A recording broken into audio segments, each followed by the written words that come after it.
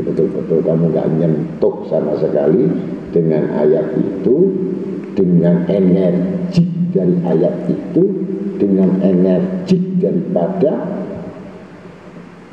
huruf-huruf itu ada kandungan magnet yang luar biasa, yang membuat getar hati orang-orang yang beriman. Itu magnet. Maka kamu akan tahu keajaibannya. Begitu kira-kira.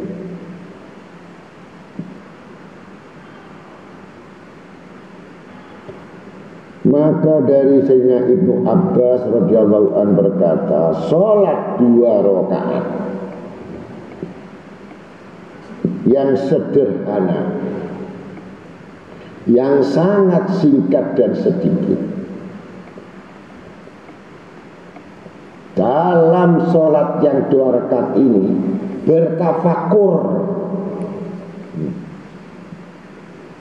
itu lebih baik daripada sholat 1 malam suntuk dengan tidak memiliki hati.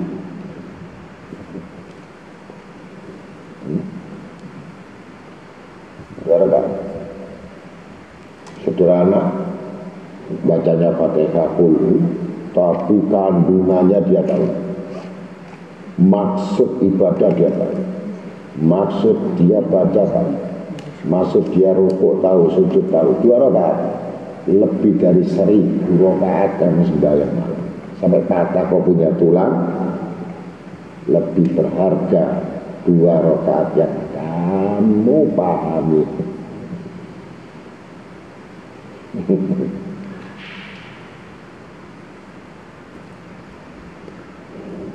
Abu Sulaiman rahimahullah berkata, berpikir tentang mengenai urusan dunia melulu itu adalah hijab, dinding yang terbesar untuk menuju akhirat.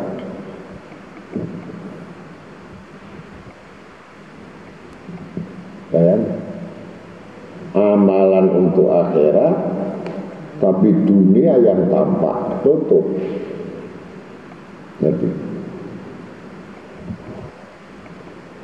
Dan berpikir mengenai akhirat itu akan mewariskan ilmu-ilmu hikmah.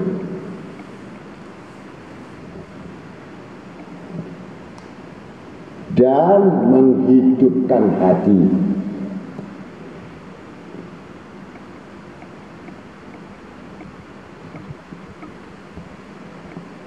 Maka tafakur itu akan menguatkan hati, akan menguatkan ketangguhan akal.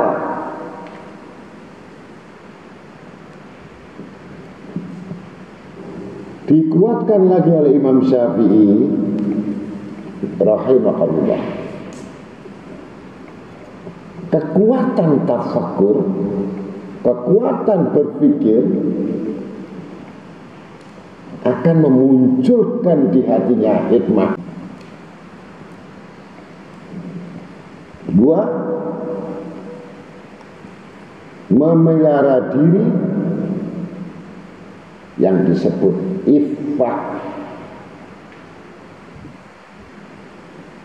Jadi tafakur itu bisa memelihara diri. Semua mentah, semua gugur, semua batal. Kalau sudah masuk wilayah akhirat, semua gugur, rontok.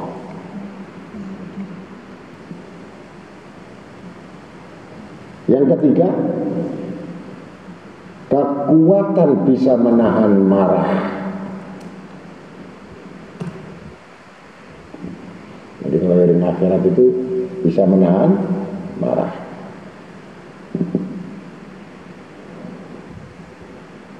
Yang keempat, akan memiliki sifat adil. Tidak punya egois, idealis, menang sendiri, tidak ada. adil gitu.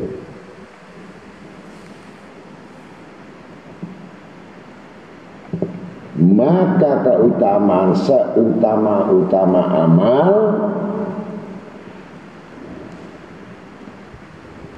dalam zikir, seutama-utama amal dan zikir, puncaknya tafakur seutama amal.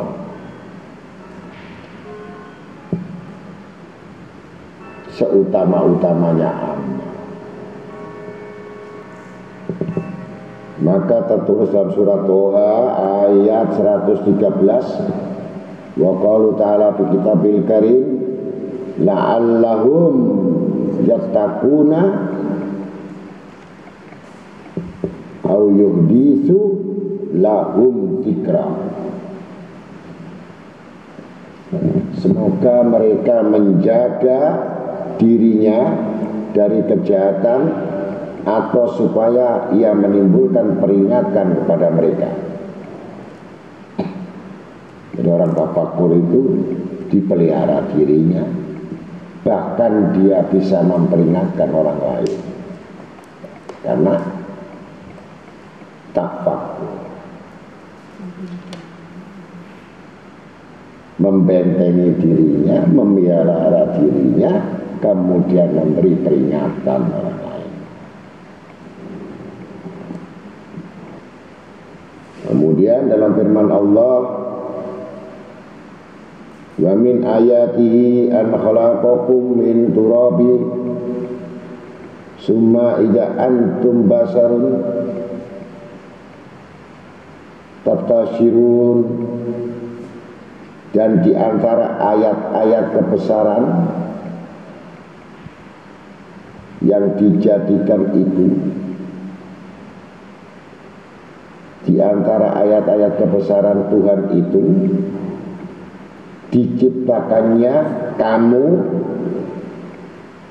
dari tanah, kemudian itu lihatlah kamu telah menjadi manusia yang banyak bertebaran ini. Tapi kamu nggak pernah perhatiin kalau kamu itu dari tanah. Jadi banyak yang kita perhatikan, apa saja yang perlu diperhatikan. Wa arsalna riha lawaqi, itu surat Al-Hijr 22. Dan kami tiupkan angin untuk menyuburkannya. Angin itu jadi pemikiran kita. Manusia kalau nggak ada angin mati semua. Dan tanaman bisa hidup karena angin. Yang membawa hujan, angin. Yang menurunkan di daerah, di desa mana, angin. Dan angin tidak bergerak sendiri. Ada yang menggerakkan, malaikat yang diutus diperintah Allah, bawa angin ke barat, ke timur, rendah, atas, jatuh. Itu perintahnya Allah. Kemudian dalam surat Az-Zumar ayat 19-20, wa qalu ta'ala bi kitabil karim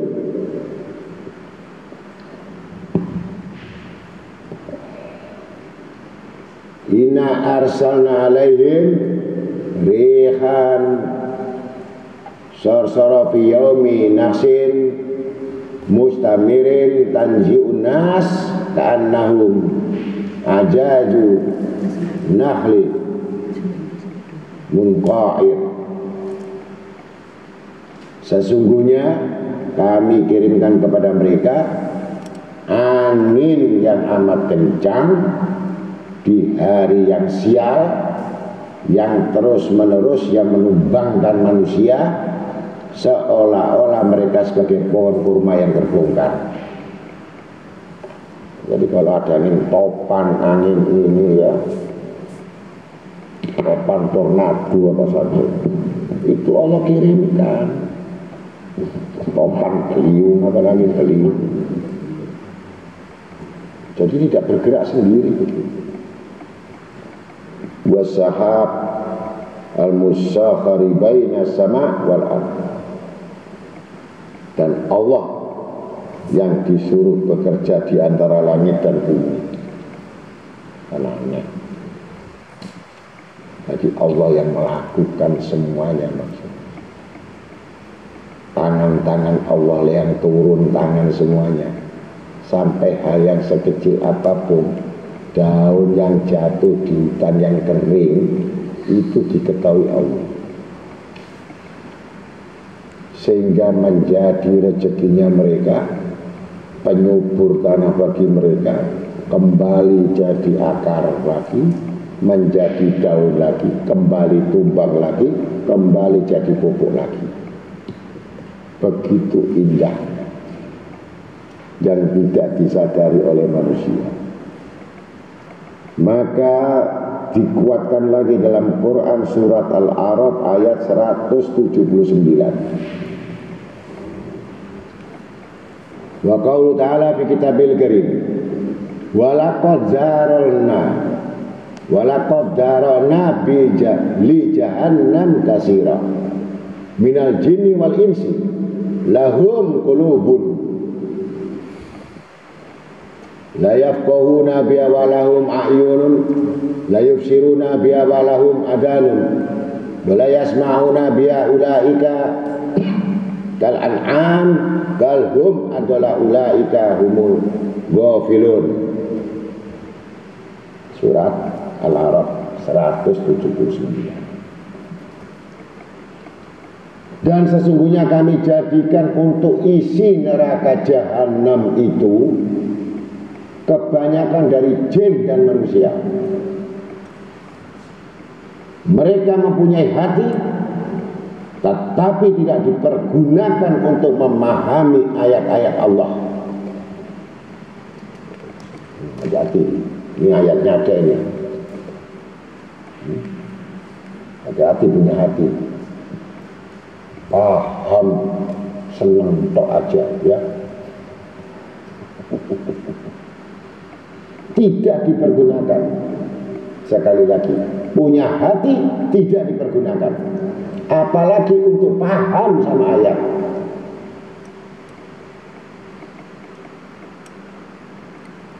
Dan mereka mempunyai mata, tetapi tidak dipergunakan untuk melihat tanda-tanda kekuasaan atau kebesaran Allah. Mata jelalatan.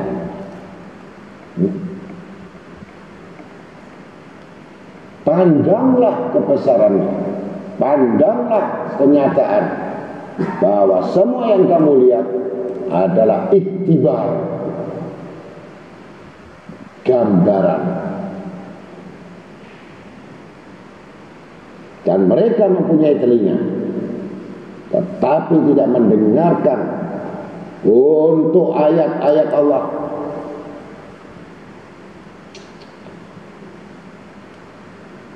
Mereka itu sebagai binatang ternak. Bahkan mereka lebih sesat lagi. Mereka itulah orang-orang yang ghafil, orang yang lalai. Pegang surat Al-A'raf 179. Matamu amanat, telingamu amanat, hatimu amanat. 3 amanat yang kelak akan diuraikan satu persatu di hadapan sidang yang tertinggi. Untuk apa kamu punya hati? Untuk apa kamu punya mata? Untuk apa kamu punya telinga? Bahkan Allah berfirman kepada bumi sekalian, faqala la walil arditiya tau'an au karha qalata aitana ta'in. Dan dia Allah berfirman kepadanya dan kepada bumi, datanglah kamu keduanya menurut perintahku, dengan suka hati atau terpaksa. Keduanya menjawab, kami datang dengan senang hati. Bumi dipanggil, bumi suruh balik dari tsunami dengan senang hati.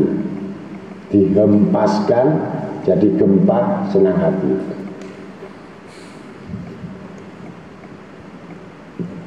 Manusia takut.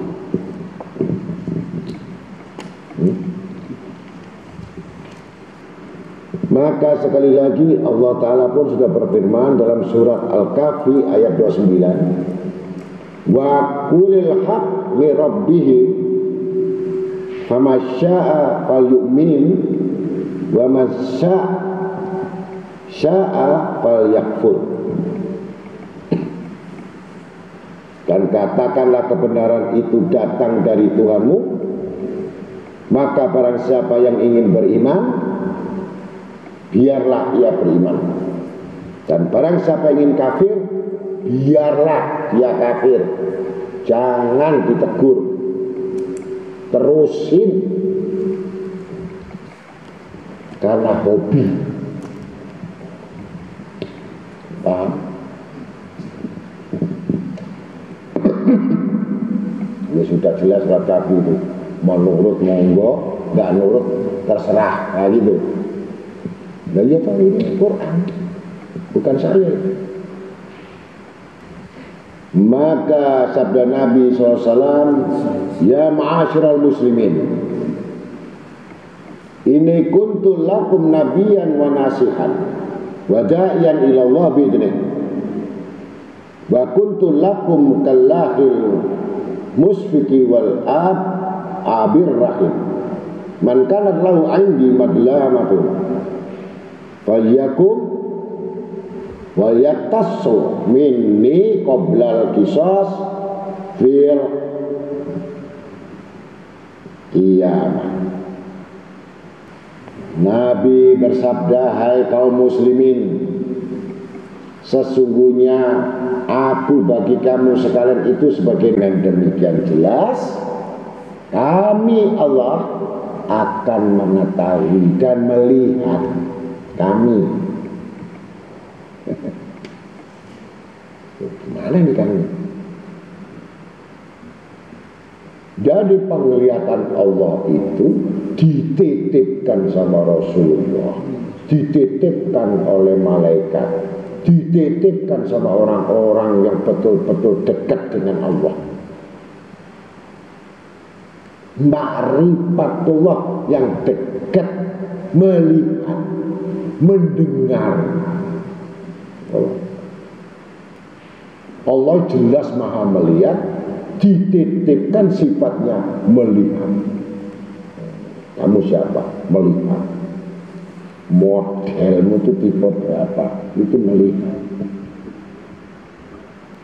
Kalau sudah dilihat Allah, kalau dilihat dapat pandangan kasih sayang, pengampunan. Kalau dilihat kamu rapot merah,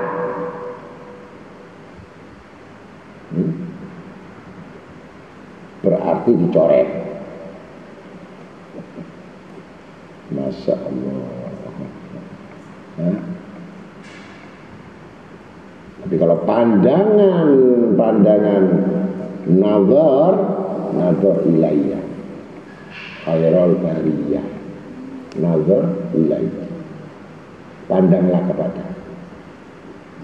Kalau sudah dipandang oleh Nabi Muhammad SAW, nah baru dapat syafaat. Ini nomor satu. Orang lain yang mandang saya tidak peduli, apalagi bentuk yang mandang itu seperti anjing-anjing. Bagaimana saya suka dipandang anjing-anjing? Satu yang mandang Rasul Sallallahu Alaihi Wasallam. Allahu karimun minni. Maka kedermawanan itulah yang dirasakan orang-orang yang mendapatkan pandangan dari Allah.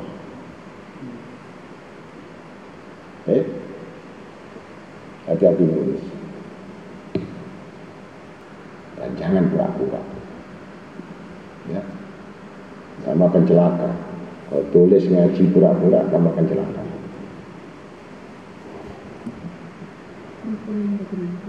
Ya pura-pura ngaji, pura-pura nulis, pura-pura tekun, tapi sebenarnya tidak. Hukumannya lebih berat daripada orang yang bodoh.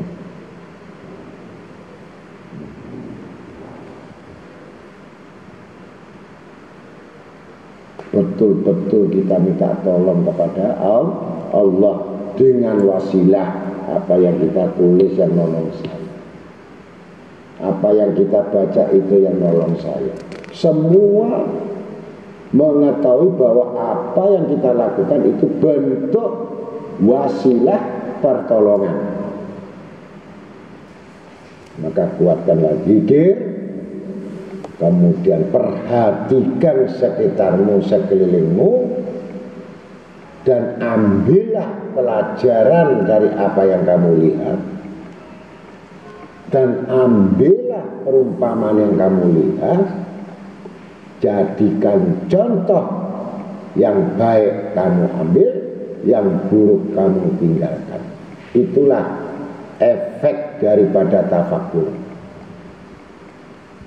Dan tinggalkan sahabat teman yang tidak berguna dan tidak manfaat.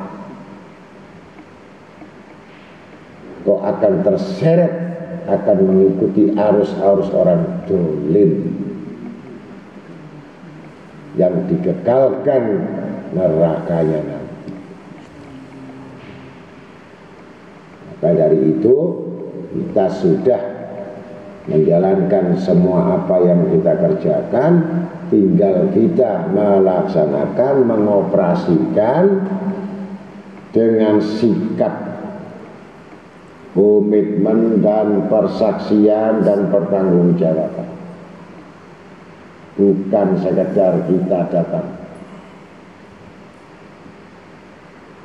Begitu. Saya khawatir Allah yang akan membuang kalian, bukan saya. Banyak sudah kejadian. Salah niat akan dibuang oleh Allah di sungai. Iya. Yang baik tetap mempunyai kualitas. Yang tidak baik tetap tidak akan bisa jadi baik karena salah niat. Banyak.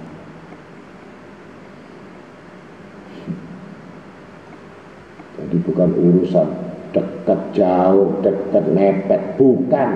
Niat, ada zikir atau tidak, ada tafakur atau tidak, perhatikan atau tidak.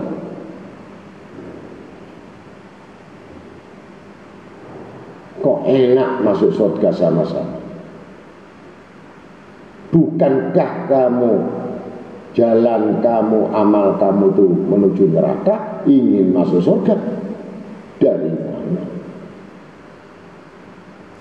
Yang terus menangis orang ahli surga saja masih takut dia tidak masuk surga, sedangkan yang ahli neraka merasa aman dia masuk surga.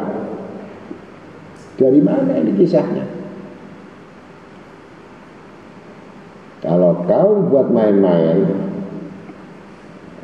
berarti kamu sudah mempermainkan ayat-ayat Allah dan betul-betul merendahkan ayat Allah. Tempatnya di mana? Kalau sudah kamu rendahkan ayat itu, tempatnya di mana?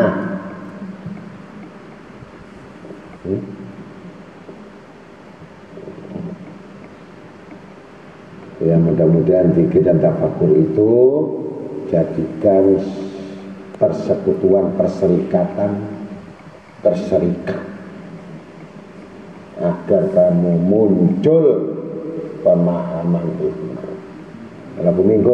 Assalamualaikum warahmatullahi wabarakatuh.